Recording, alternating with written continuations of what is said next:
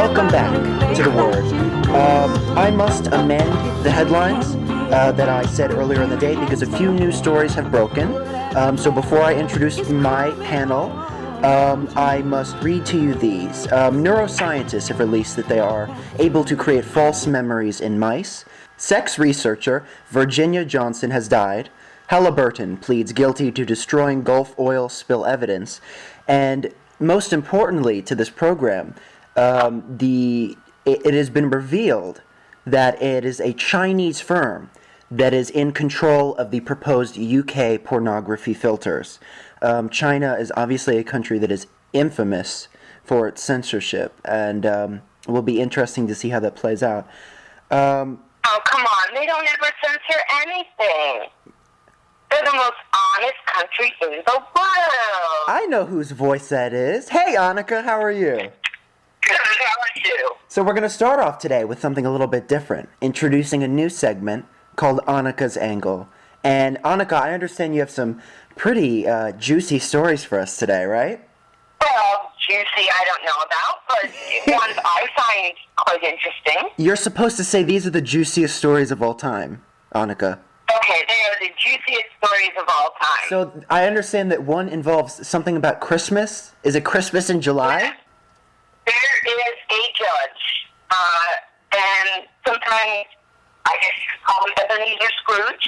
He's in Ohio. His name is Judge Michael J. Holbrook. He's in Franklin County. And he likes to give what he calls the Holbrook holidays. So an individual has time to think about their crime. There's a minimum of 3 days in jail, and usually in December around Christmas. What happens is the person who he has convicted, or who is convicted, Yes. he sentences them to these holidays. So, for example, instead of doing 15 years time, I'll give you a specific example shortly. This one particular criminal is only doing 15 days of jail, but for the next 5 years, she has to spend 3 days at Christmas in jail. But what she did really bothers me a lot. She pled guilty to 5 counts of tampering with records, immigrants illegally enter into the country. Basically issued illegal driver's licenses for these people, which means they could get all kinds of different benefits, and, you can do a lot with a driver's license. It's true, you can. And, that is a very large part in getting all kinds of different status. And getting citizenship in general, Exactly. Driver's license is like a proof. It's a form of a serious identification. Yeah, and for most of us, it's our main or only form of identification. Yeah, and, she only had 5, felony counts, but there's still 5 counts. So she had a 5-year probationary sentence and a $3,000 fine. Now, if she violates her probation of these Holbrook holidays, she'll get 15 years in state prison. Oh, my God. But right, because it is a serious felony. Yeah, that is. Felony. So instead, he's giving her, 5 years of 3-day sentences. He asked what her favorite holiday is, and it's Christmas. So he's making her do it at Christmas. Kind of what he does. That was his methodology there, to ask what the favorite holiday was? Well, he asks what holidays are favorite. He doesn't always do Christmas, but usually it ends up being Christmas. What if somebody said, a day that only falls on a leap year? In that case, he wouldn't necessarily give him the holiday. It actually seems like this is a lenient option for her. Absolutely. And I think, it's that is a time that you spend with your friends and your family.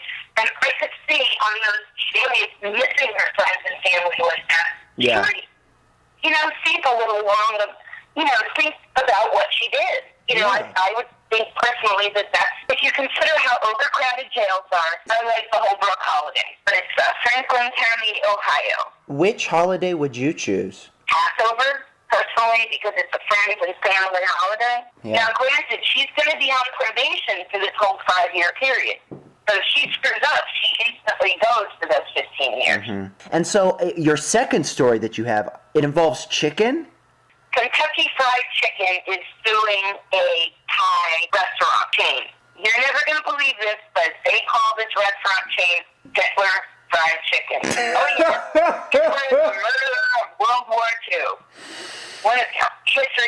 greatest monster.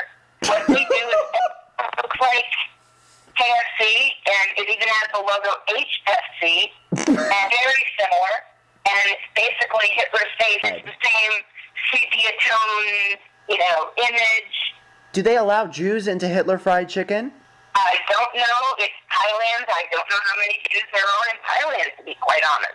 Is there some sort of veneration of Adolf Hitler in Thailand? Because I could see where people might confuse it, because, again, the logo and all that looks very similar. Come on. HFC instead of KFC. Would you ever confuse those two?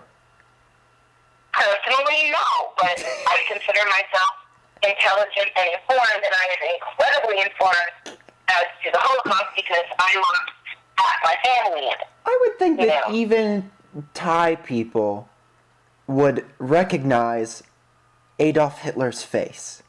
Or maybe that's why. Maybe that's the selling point. He asked the guy behind the counter why it was called Hitler, and the guy behind the counter shrugged his shoulders and said the owner thought it was a good image. Yep. Yum Foods owns KFC, and they're a very, very large company. Yeah. They own Pepsi, Taco Bell, Pizza Hut. Yum Foods is a huge, huge corporate monster. Yeah, it's one of the Fox 50 stock picks. I found in one thing a photograph of a woman, standing outside a Ronald McDonald in the seat aisle position, and because apparently cartoon pandas, Teletubby, and Ronald McDonald have all been spotted around Bangkok, and this craze has seen more and more teenagers strutting around in T-shirts with cartoonish images of Hitler. What? So, yes, they're saying Nazi chic, which is a new trend. Nazi chic? It's one of the pink Teletubby with Hitler's hair and mustache and a swastika on top of its head. Oh my God.